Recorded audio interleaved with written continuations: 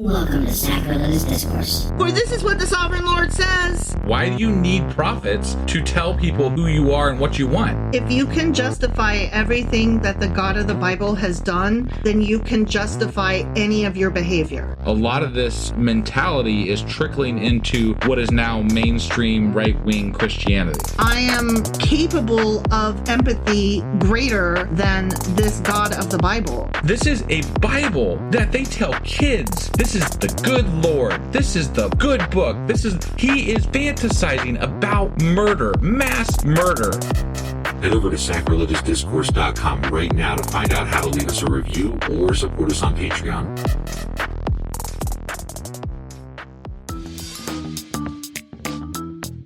Hey there, sinners and saints. It's your favorite Bible-bashing duo from Sacrilegious Discourse, and we need your help. That's right, folks. We're raising funds for some heavenly equipment and a studio that doesn't sound like it's in the depths of hell. Our current setup, let's just say it's more apocalypse than audiophile. So if you want to hear us dissect the Bible without the background noise of demonic squirrels, chip in a few bucks. We're aiming for $5,000 to upgrade our audio and build a studio worthy of blasphemous banter.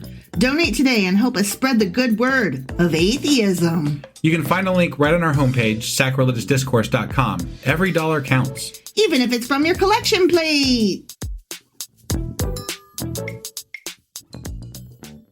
Husband! Wife! Do you know what we're doing now? Well, we are doing kind of a back-to-back episode now, so this is going to be out on Saturday as well as our other one that was out today. So if you accidentally skipped that one, we did our Q&A over Ezekiel chapters 46 through 48, and that's releasing the same time, day / thing as this. Which is our...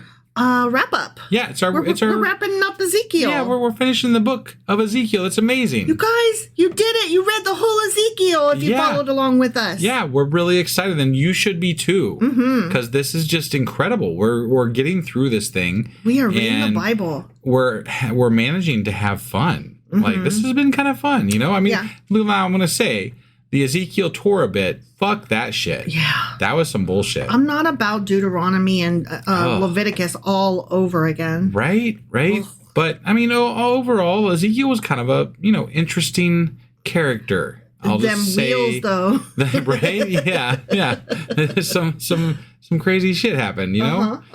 But anyway, I am assuming we're going to go over a bit of what Ezekiel's all about here. That's what a wrap-up is. That's what, it sure is. All right. Well, let's go do this. Okie dokie.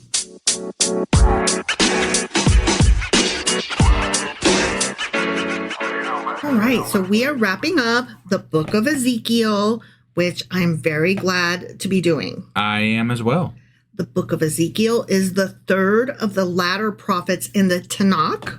The latter greater prophets or something? Or latter... No, the Jewish version has everybody in a different order than the Christian Old Testament version. Oh. Like, we are actually, if we're going by the Jewish version, we are in the Tanakh. Okay. Which is, the other stuff that's not the Torah. Got it. Like, they have the Torah is the law. Then they have the writings, which is, I think it's the Ketuvim or something like that. I can't remember. Sure. The writings were like Psalms and the Lamentations or something like that. Yeah, it was the writings right. Okay. All right.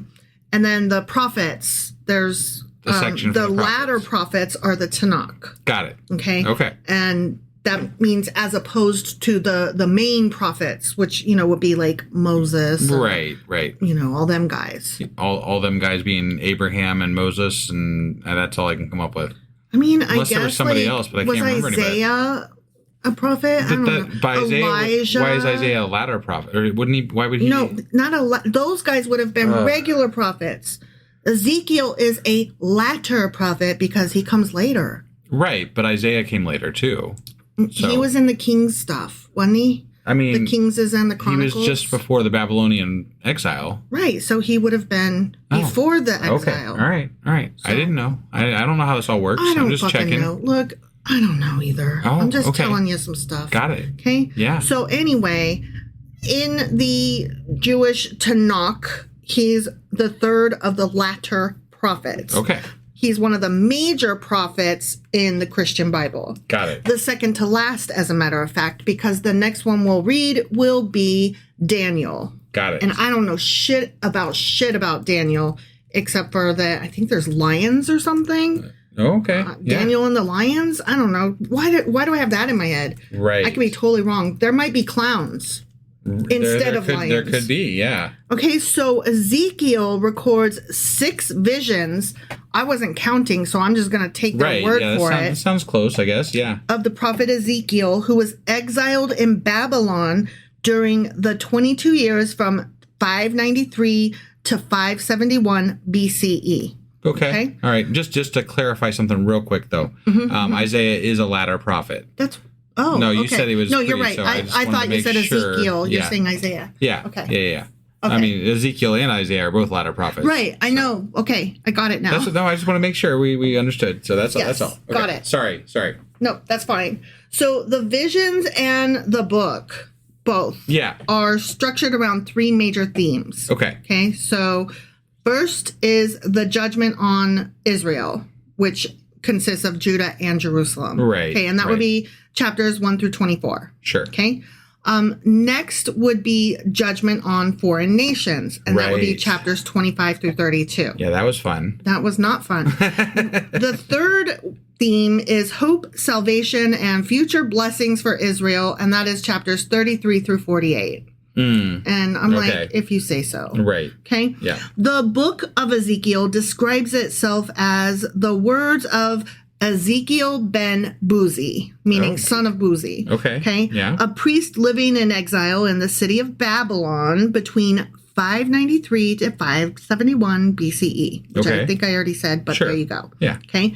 Most scholars today accept the basic authenticity of the book, but acknowledge there were clearly significant additions by a school of later followers of the original prophet. Got it. Particularly those last chapters about the gates. Yeah. Okay. Yeah.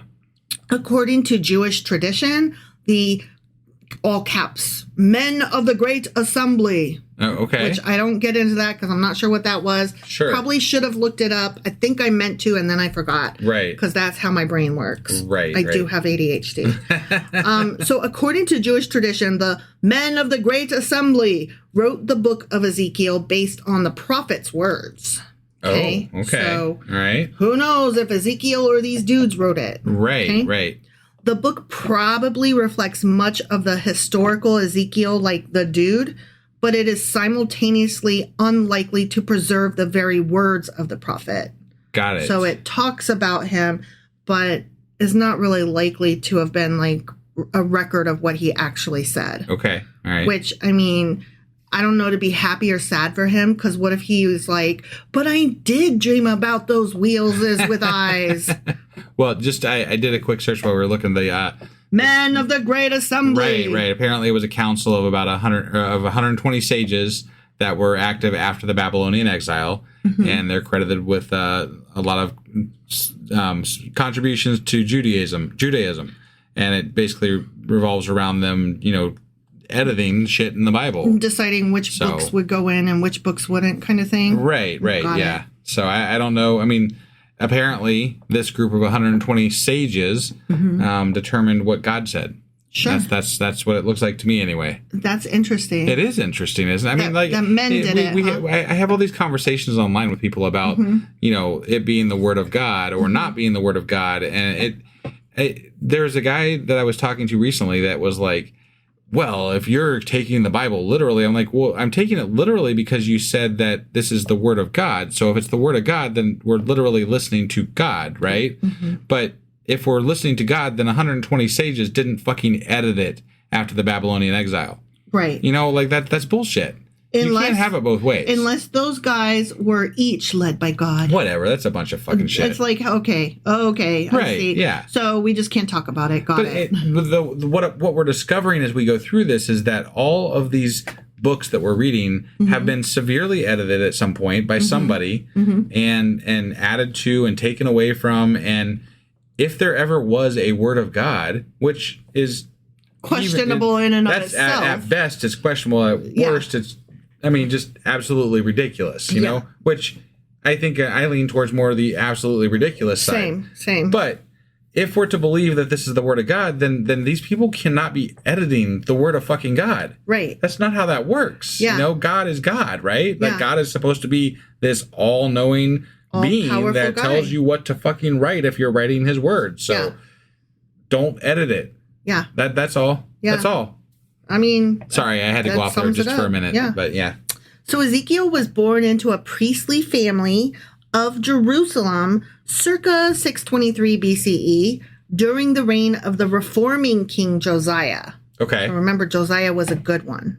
Okay? Sure. According to Israel. According to Judaism. Yeah. In Canaan. Right. Prior to this time, Judah had been a vassal of the Assyrian Empire. Remember all that? Yeah. But the rapid decline of Assyria after circa 630 BCE led Josiah to assert his independence and institute a religious reform stressing loyalty to Yahweh, the national God of Israel. Got it. So that's why Josiah was like, we got to get back to Yahweh, man. Sure. To kind of reestablish a national religion, to like bring the people back together after having been serving under Assyria. Even politically, that makes some sense. You know, Sure. I mean, you're bringing your people together, and I'm sure against odds that are coming your way, because like the falling of Syria or Assyria is probably writing on the wall as to what's coming for you. Yes. So yes, he was like, we have got to band together. Religion is the way, and maybe we can just see through what comes next. Yeah. I mean, makes perfect sense. Right. Josiah was killed, however, in 609 BCE, so Judah became a vassal of the new regional power, the Neo-Babylonian Empire. Sure. Womp, womp. That happened. Yeah. In 597 BCE, following a rebellion against Babylon, Ezekiel was among the large group of Judeans taken into captivity by the Babylonians. So he was in that first group that was taken. Yeah. Okay. Yep. Ezekiel appears to have spent the rest of his life in Mesopotamia. Never got to come home. Although there is no like legitimate thing that says that he didn't. Sure. But it's just not likely that it... But I mean, all of his visions were visions of his homeland. Right. It wasn't like they talk about him being transported by God back to Israel, but they never talk about him actually going back to Israel. Yeah, he like got real silent after like the end of his book. Right. Like we never hear what happened to him. So it's believed that he probably lived and died in Babylon. Sure. Which that tracks. Yeah. You know? Yeah.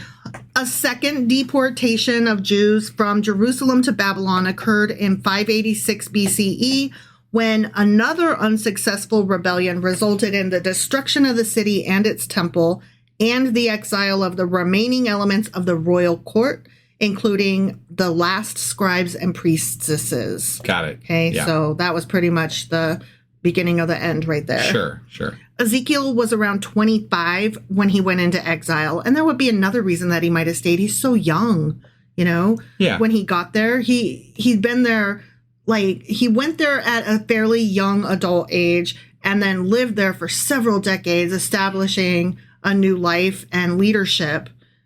You know, right. He might have just wanted to stick around. Yeah, definitely. So he was around 30 when he received his prophetic calling. Sure. And around 52 at the time of the last vision, circa 571 BCE. Okay. All right.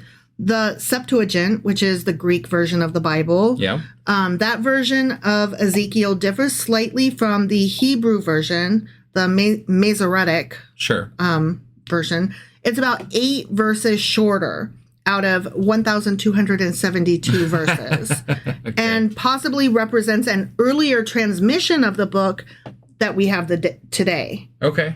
There are also other remnants of translations into various other languages and just pieces that do differ from this as well, that were also likely from earlier transmissions. Okay. So just FYI, we do not have the beginning of the book. So what we have today is likely not how the book actually went, given the differences. Right. And that kind of goes to what you were saying with, you know, dudes sitting around a table just filling in the blanks and deciding what God said. Yeah. So that further backs up that claim. For sure. Previous prophets had used Israel to mean the northern kingdom and its tribes, right? Yeah. Like the others were, gone, right? Yeah. When Ezekiel speaks of Israel, he is also addressing the deported remnant of Judah.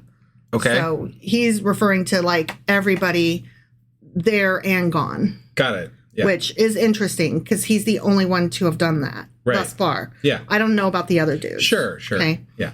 So we're going to talk a little bit about what I wrote here is EZ versus Deutz. What that means is Ezekiel versus Deuteronomy or the Deuteronomical writers. Right. Okay. Yep. So Ezekiel is notable for suggesting individual responsibility to God as opposed to, the Deuteronomist or Deuteronomistic writers, right? So Ezekiel's like, each man is going to be held responsible only for his own sins. And we're like, whoa, that's kind of New Testament of you. We commented on that at the time. That was very different. Yeah. And that is one of the controversial things about the book of Ezekiel. Yeah. Because it almost didn't get included. Because of the difference. Because of the difference, right, yeah. And this was one of the major points of contention. Right. Well, it strikes me just on that thought process right there that the whole last 8 chapters, right, where it was very much, very Levitical in reading. That they might have added that to harken back to those older... Okay, we know we changed things up over here, but we're going to bring you right back into the OT over here. Yeah. And that would make perfect sense. Yeah. Since it was obvious that those were added later. Right. So the Deuteronomistic writers, of course, held that the sins of the nation would be held against all without regard for an individual's personal guilt.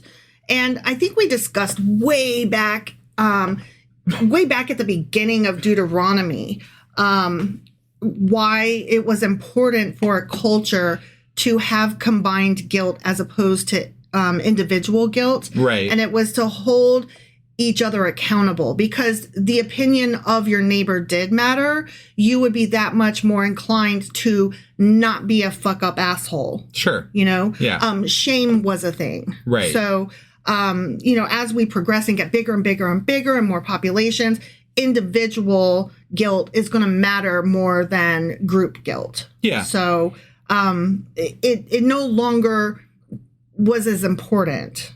And Ezekiel, I think, understood that, and that's why he changed that. Sure. But and I get that, but at the same time, we did talk about this during the OT and different times when they were talking about generational guilt, and that was some bullshit. Like group think, okay, well, that's one thing. Like to hold a society accountable for actions and have them police themselves, essentially, that's one thing. But for a God to say, okay, but I'm going to punish you for 10 generations or whatever, that was some crap. Okay, I'm going to wear 2 different hats now. Okay. Yeah. So I'm going to wear my wife hat, which is, just a person in today's time married to husband and say, I completely 100% agree with you. Yeah. Okay. Okay. Yeah. Then I'm going to wear my sociology scholar hat, which I'm not a scholar. So I'm talking out of my ass. But I have a little bit of understanding of sociology. Sure. And how groups think and work. Yeah. Okay. So thinking of this from a scholarly point of view, it did make sense, again, for them to have this, you're born into having this price on your head already. Yeah. Again, it was to keep the tribe joined. It was to keep them in line.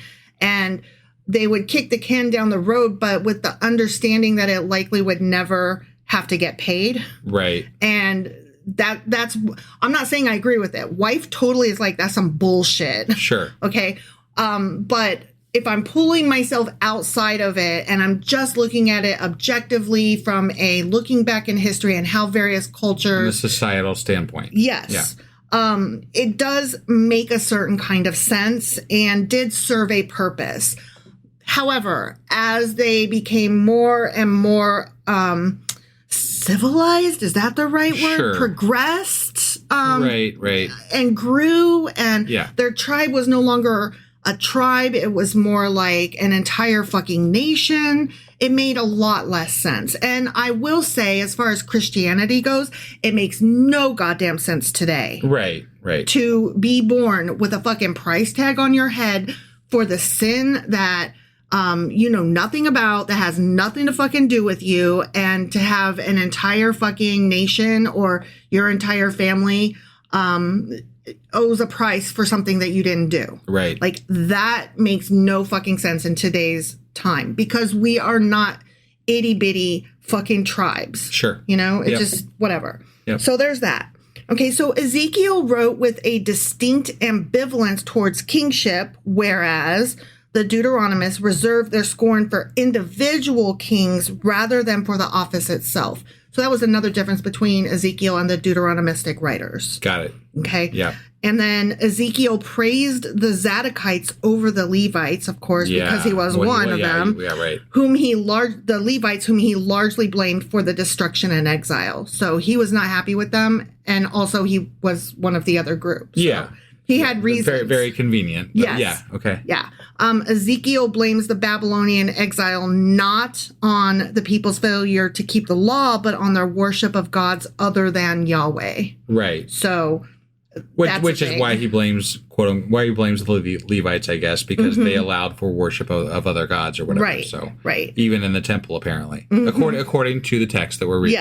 Yes. According to Ezekiel, according to the dudes of the table that made these choices of what goes in the book. Sure. Yeah. So, that is my recap. I have a pop quiz. Oh, okay. And I have the answers ahead of time so that we can do this in real time instead of having to go back and be like, how did you do? Well, I think we're going to try something slightly different this time. And then going forward from here, too. Yeah. Where we're going to let you guys kind of play along with me.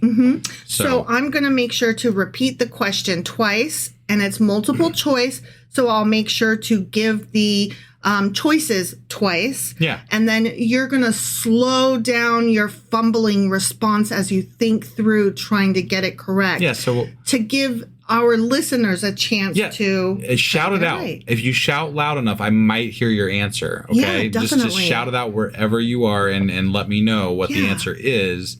That way I get it correct. Okay. Yeah. Play along with us is what we're saying. Yeah. Okay. So number 1, and there's 10 questions. Okay. Okay. All right. 10 questions. Number 1, what did the Lord tell Ezekiel he has made him for the house of Israel? Would that be a curse, a king, a watchman, none of the above? I'll read it again. Okay. What did the Lord tell Ezekiel he has made him for the house of Israel? A curse, a king, a watchman, or none of the above? I'm going to go with... Make sure you slow down. Let's see. I need some help here. Need some help, guys. All right. I think I'm going to go with watchman. That would be correct. All right. And I got that one correct as well. Awesome. Yay. So this was in Ezekiel chapter 3, verse 17. Son of man, I have made you a watchman for the house of Israel. Whenever you hear a word from my mouth, you shall give them warning from me. Right. Okay. And Ezekiel was Israel's spiritual watchman is what we're trying to say here. Sure. Okay. Yeah. Watchmen were stationed on city walls to alert people of approaching dangers so that they could run and seek protection. So similarly, Ezekiel sounded warnings of impending judgment. Okay. Both to the unsaved. He was a spiritual watchman. Yes. Yeah. Yes. Right. And that's what I said. He was Israel's spiritual watchman. Right. Both to the unsaved to turn from evil and to the righteous to remain faithful. Got it. Okay. So very good on you. Yeah. Okay. Number 2. And thank you for telling husband the right answer because he would not have known it otherwise. It's all you helped me. Yeah. Okay, number 2. One of the 4 faces of the living creatures that Ezekiel saw was a bird. What kind of bird was it? Okay. Here's your choices. All right. An eagle, an owl, a hawk, or a dove. And I'll read it again. I think I might know this one. You might, but let's read it again. All right. One of the 4 faces of the living creatures that Ezekiel saw was a bird. What kind of bird was it? An eagle, an owl, a hawk, or a dove? All right. Boom, boom, boom, boom. All right. I think it was an eagle. Yes. Yes. That is correct. Okay. And right. I also got it correct. Got it. Ezekiel's vision of the 4 living creatures in Ezekiel chapter 1 are identified as cherubim. Each of Ezekiel's cherubim have 4 faces, that of a man, a lion, an ox, and... an eagle. An eagle, yeah. Yeah. Okay, and this comes from Ezekiel chapter 1, verse 10. Okay. As for the likeness of their faces, each had a human face. The 4 had the face of a lion on the right side, the 4 had the face of an ox on the left side, and the 4 had the face of an eagle, and that would have been on the other side that we didn't say. Yeah. The imagery of those angels was pretty fucking just disturbing. Disturbing. Yeah. Yeah. I don't know. I don't know about them guys. Right? You know? Yeah. So number 3. Okay. Ezekiel saw living creatures underneath the God of Israel. Okay. What did Ezekiel know them to be? Okay, here's your choices. Sure. Seraphim, cherubim, prophets, or none of the above. Okay, let's read that again. Sure. Yeah. Ezekiel saw living creatures underneath the God of Israel. What did Ezekiel know them to be? Seraphim, cherubim, prophet, or none of the above? Okay, I've got this narrowed down to 2 possible choices, but I'm not 100% certain here. So I definitely need your shout outs here. Okay. I think I know I'm going to get this one wrong. I think it's cherubim. That's correct. Is it? It is. What was your other choice? I was going to say seraphim because I thought it was something different than what I thought for some reason. I don't know. He did see some seraphim later, I think. Yeah, that's why I think that's why I was confused. Yeah. But no, these were the cherubim. You got it right, okay. as did I. All right. Okay. All right. So we are kicking ass and not taking names. Right. Yeah. Okay. So in his second vision, Ezekiel identifies the creatures he saw earlier in his first vision as cherubim through direct narration. So he doesn't tell us the first time that that's what they are. When he has his next vision, that's when he's like, and I knew them to be Got it. cherubim. Yeah. And I tried to do a search like, how do you fucking know though? Right. Right. And the text doesn't specify how he gained this knowledge. Sure. And therefore, nobody can answer that goddamn question other than, I guess God told him. Right. And then he didn't write that part down. Yeah. Like, okay. Right. So anyway, this comes from Ezekiel chapter 10, verse 20. These were the living creatures that I saw underneath the God of Israel by the Chabar Canal. And that's where he's referring to, oh my God, these were the same ones I saw that other time. Yeah. With the wheels and shit. Remember? Right. And I knew that they were cherubim. Okay. Oh, is that what you knew? Okay. Yeah. Anyways. Okay, so number 4. In Ezekiel chapter 7, how did the Lord describe himself? Okay, ready? I'm ready. One who heals, one who defends, one who strikes, one who provides. Let's read that again. Sure. In Ezekiel chapter 7, how did the Lord describe himself? One who heals, one who defends, one who strikes, or one who provides? I'm struggling with this one. I got it wrong. Did you? Yeah. Did you? All right. I hope the power of the listeners comes to help this time. So I'm gonna go with provides. That's the one I picked. Damn it! If you think about it, 3 of the 4 are, he's so sweet, he's nice, and it's not any of those. Oh well, that's what I should have picked. But I feel like they want to describe him as something better. That's New Testament. Okay. All right. No, in the Old Testament, he's one who strikes. Yeah. Okay. Right. Yeah. Don't worry, I got it wrong too. Yeah. The Lord refers to himself as one who strikes to deliver a message of judgment and impending punishment to the Israelites for their wrongdoings, and as a reminder of his power and authority to bring about both blessings and curses. Okay. And this comes from Ezekiel chapter 7, verse 9. And my eye will not spare, nor will I have pity, because I'm a son of a bitch. I will punish you according to your ways while your abominations are in your midst. Then you will know that I am the Lord who strikes. Yeah. And I'm like, what a fantastic guy. You go bowling? That's awesome. I almost never get strikes. Husband gets strikes. I do sometimes. I get some spares. Yeah? I do get some spares. You occasionally get a strike. I'm just excited if my bowling score beats 100. Right. And that is so fucking low considering that, like, you're aiming for, like, 200, right? Right, yeah. Yeah. You usually get up closer to 200. Yeah. I'm like, I beat 100. And you're like, good job, babe. Yeah.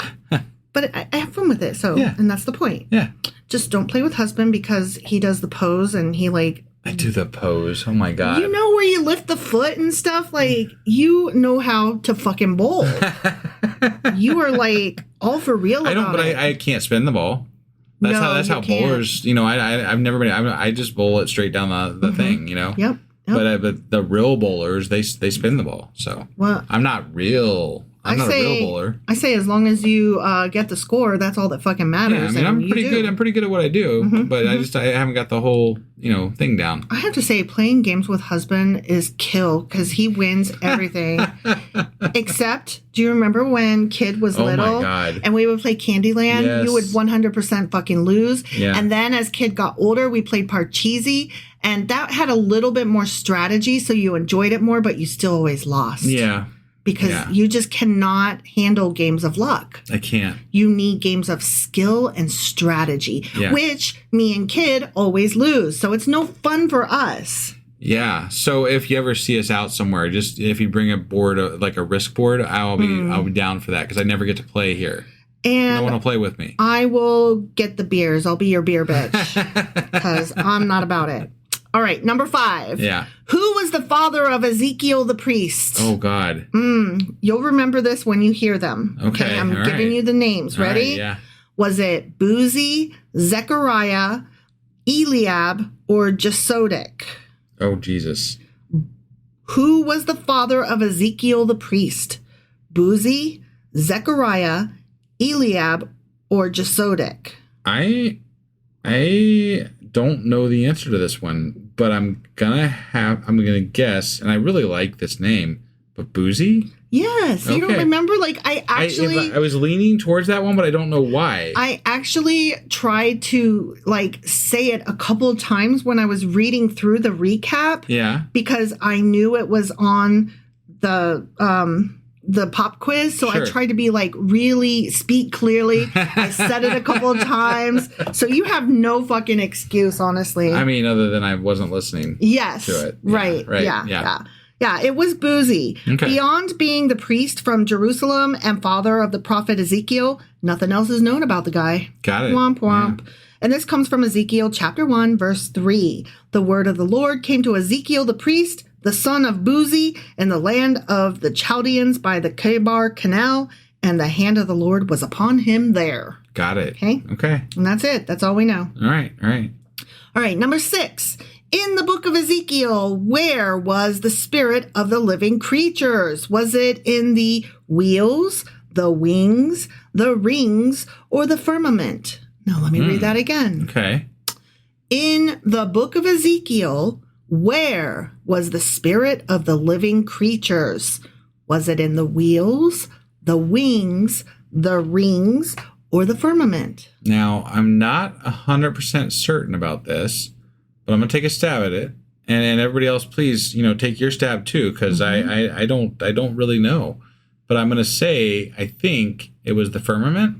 Oh, womp womp. Got it wrong. You got it wrong. Shit. I got it right. Did you? What was it? What's your second guess? The wings. God damn, no. I'm way off, apparently. You're way off. No. It's the wheels. The wheels. The fucking wheels is where the spirit is. The bus go round and round. Do they go round? Round and round. The imagery in Ezekiel's vision of the living creatures and the wheels with the same spirit points to the idea of divinely guided motion. Is that's what it points to? Absolutely. Huh? Okay, all the right. creatures and the wheels are a unified entity, inseparable in their movement, suggesting that the spirit infuses them with both the will and the ability to move in perfect coordination wherever God directs them. Okay? Yeah. And that comes from Ezekiel chapter 1, verse 22. No, sorry, verse 21. Got it. I don't know why I said 22. I just thought that was just really crazy fucking imagery. That's all I thought. Mm-hmm. So When those went, these went. And when those stood, these stood. And when those rose from the earth, the wheels rose along with them. For the spirit of the living creatures was in the wheels. I see. Okay. Nose goes. Yeah. All right, number 7. Yeah. When Ezekiel ate the scroll, what did the scroll taste like? What did it taste like? Here are your choices. I don't recall this. Here are your choices. Okay. Sour as lemon, sweet as honey, bitter as bile, or hot and spicy. When Ezekiel ate the scroll, what did the scroll taste like?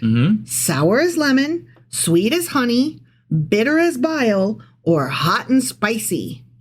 I think I kind of know this one. Okay. Maybe, but I'm not 100% certain here. So, hopefully you guys at home or in your car or wherever you are get this one right. But I'm going to go with honey. Yes. Okay. That is correct. And I got that one right as well. I thought that might be it. And, you're taking the word of God. So he's going to want it to taste like honey, right? Yeah. Definitely not bile. Yeah. In the book of Ezekiel, the act of eating the scroll symbolizes the prophet's complete internalization of God's message. By consuming the scroll, Ezekiel absorbs God's words and becomes a vessel for them. Or a golem. Right. I'm going to go with Gollum. Okay, this comes from Ezekiel chapter 3, verse 3. And he said to me, Son of man, feed your belly with this scroll that I give you and fill your stomach with it. Then I ate it, and it was in my mouth as sweet as honey. Yum, yum, yum, yum. Yeah. Honey-lipped vixens. Okay, number 8. The Lord asked Ezekiel to eat the food as a barley cake. On what was he to bake it as fuel? Ooh, I think I know this one. Keep it to yourself. I'm going to read the choices. Wait. I have a question, though. Is this what he originally wanted him to bake it on, or after he compromised what he wanted to bake it on? I hear what you're asking. It's on what he was supposed to originally. Okay, all right. Yeah. You know the answer. I do. I do. Okay, so was it a tray? Was it human dung? Was it chariots? Or was it a camel's back? And I'll read these again. Sure. The Lord asked Ezekiel to eat the food as a barley cake. I don't think he asked. I think he ordered. Right. Okay. I mean, God doesn't usually ask, right? Right. Yeah. On what was he to bake it as fuel? Was it a tray, human dung, chariots, or a camel's back? Okay, well, y'all know I know the answer, and I think most of our listeners, if they are kept up with us through this book, probably know the answer as well. It's human dung. It's human fucking dung. Yeah. Now, did he end up doing it? No, but that's why it says the Lord asked him. He was supposed to bake it on there. Right. Yeah. But it strikes me that, and it bothered me back even with Moses, when some of these prophets are like, Nah. Right. They argue with God. I'm like, but there were times when people who argued with God got smoted. Yeah. They got smitten. Yeah. And not in a good way. It did not work out so well for them. So I don't understand this power that they think they have to negotiate with God. Right? You know? Like, whom's the fuck, sir? Right, yeah. Okay, I just reminded myself of a thing that blew my goddamn mind. Okay. When I said they got smoted or smitten. Yeah. Okay, so smitten comes from the same, root word, smite. Yeah. And I'm just like, that seems a little fucking violent to say I was kind of lusty or, in love with this person. Sure. I would, when I say I am smitten, I'm smitten with you. I don't, feel like I'm smited with you. Right. Smite is I killed that fucker hard, right?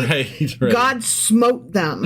I don't feel like smitten comes across as violently as the word that it is the past tense for. Yeah. No, or not the past tense, but you know what I mean. Yeah. Right. So that bothered me when I made that discovery that that's one of the forms of the word smite. To smite. Right. Okay. Whew, that bothered me. Sorry. Okay, so the act itself represents the hardship and deprivation the Israelites would face during the Babylonian siege of Jerusalem. The act itself being cooking it on fucking human dung. Got it. Eating meager rations cooked with unclean fuel emphasizes the desperate conditions they'll endure. Further, in Jewish tradition, human waste is considered ritually unclean. Right. By using it for cooking, Ezekiel embodies the spiritual uncleanness of the Israelites due to their disobedience to God's law. And this comes from Ezekiel chapter 4, verse 12. And you shall eat it as a barley cake, baking it in their sight on human dung. Ew. Ew. Absolutely not. Right.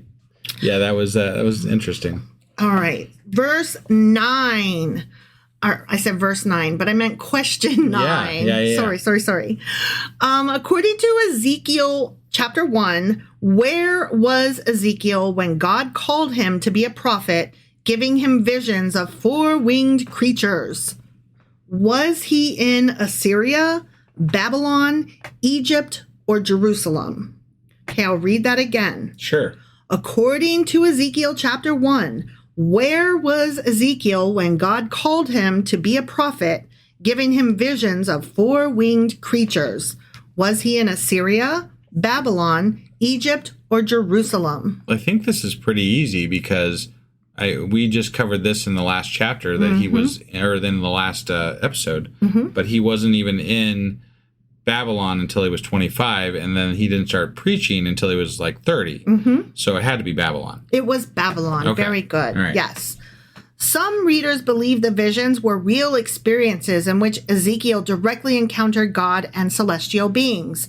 Others view the visions as symbolic representations of spiritual truths, using imagery to convey God's message to the Israelites. Okay. Both interpretations have merit and can coexist in that the vivid imagery likely served an allegorical purpose while also being a very real experience for Ezekiel. Because he was high as fuck. Right. Or something. Yeah. Dude was cray. Yes. So this comes from...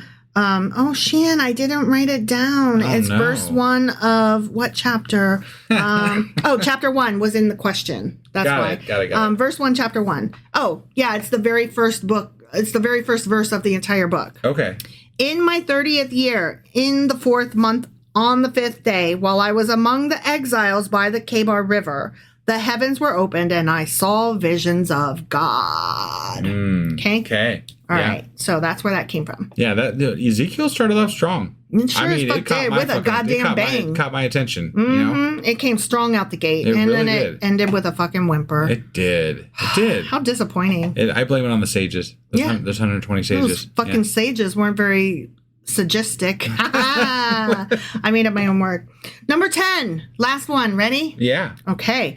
Throughout the book of Ezekiel, God addressed him by a title when he gave him a vision or mission.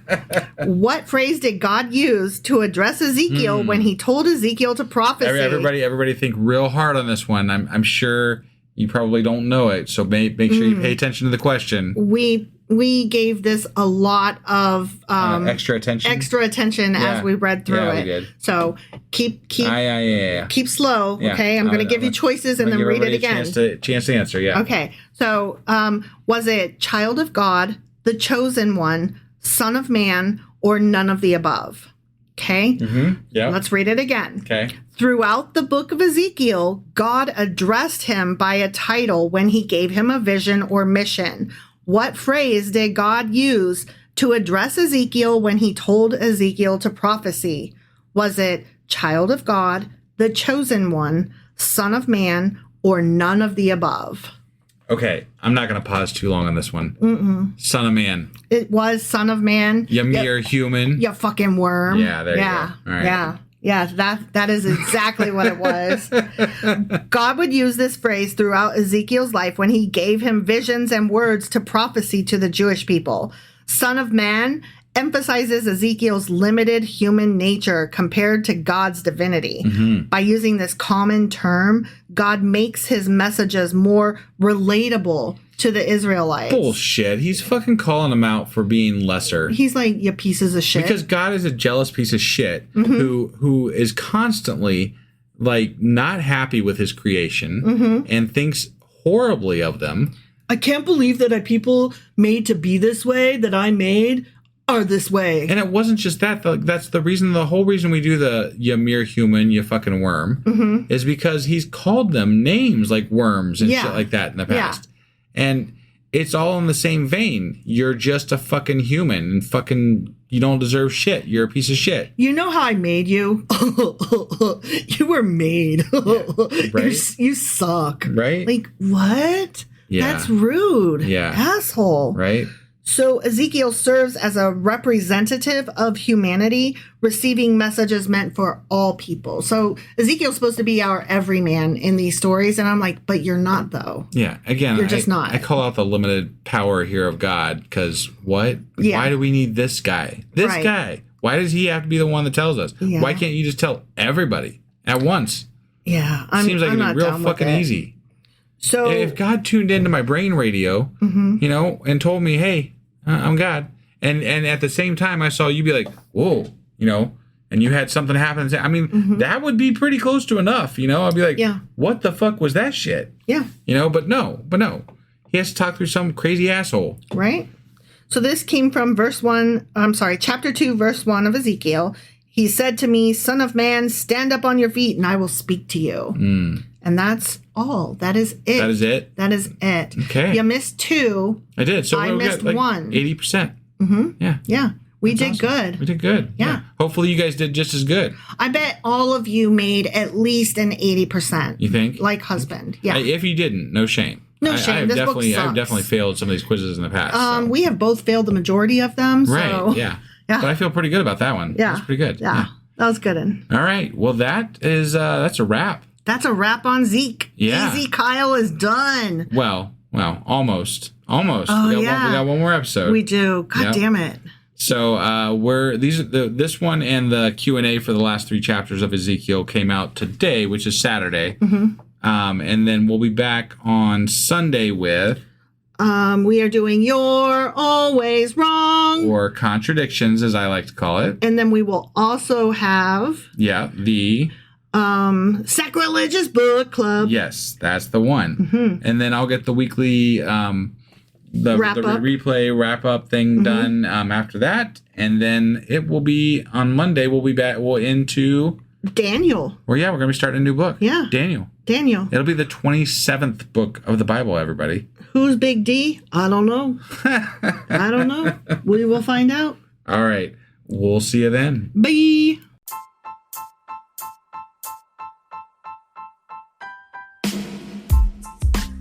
Hey, wife, I guess that's the end? But husband, that's just sad. It doesn't have to be. We are on lots of social media platforms like Twitter. Our handle there is sacrilegious_D. For D's nuts. Oh my God. Stop doing that. Anyway, we're also on Facebook, Instagram, and Pinterest. There's a link to all of our social media sites at our website. Ooh, we have a website? Yeah, it's sacrilegiousdiscourse.com, where you can also find a link to our merch shop. We have a merch shop? Yep, we have podcast-themed clothing, mugs, notebooks, and more, as well as an atheist and science-themed products. Wow, our fans should really go check that out right now. Definitely. They can get in touch with us by sending an email to sacrilegiousdiscourse@gmail.com. But before they do that, we could really use some help. Oh yeah? With what? Well, it's not free running the podcast, and we need some financial support in order to get better equipment, which will free up time so we can concentrate on our podcast and our fans. Okay, so what should they do? Head over to patreon.com/sacrilegiousdiscourse and sign up as a contributor on our podcast. Supporters there receive additional bi-weekly episodes that we record just for our Patreon members for as little as $2 a month. Also, we'd really appreciate it if you would like and subscribe on whatever platform you're using. And Apple Podcast reviews help us out tremendously. Like and subscribe. Leave an Apple review. Join us on Twitter. Support us on Patreon. That's a lot of instructions. Don't forget to say thanks. Thanks. Okay, bye.